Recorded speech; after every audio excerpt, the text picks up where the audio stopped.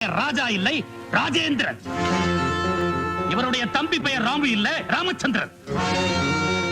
இவங்க அப்பா பேர் காசி விஸ்வநாத். அது மட்டுமல்ல யுவரானர், இவருடைய சொந்த ஊர் மெட்ராஸ் இல்ல, குன்னூர் பக்கத்துல இருக்கிற பூங்குடி கிராமம். இப்ப சொல்லுங்க, நான் சொன்னதெல்லாம் உண்மையா இல்லையா?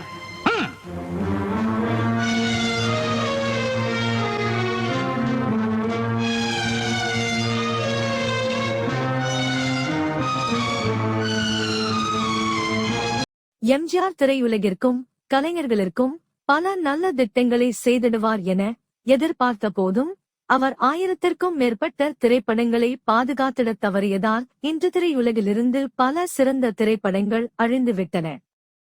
ஆனால் முதலமைச்சராகியவுடன் சுயநலமிக்கவராக மற்றைய நடிகர்கள் நடித்த திரைப்படங்களை பாதுகாத்திட நினைக்கவில்லை.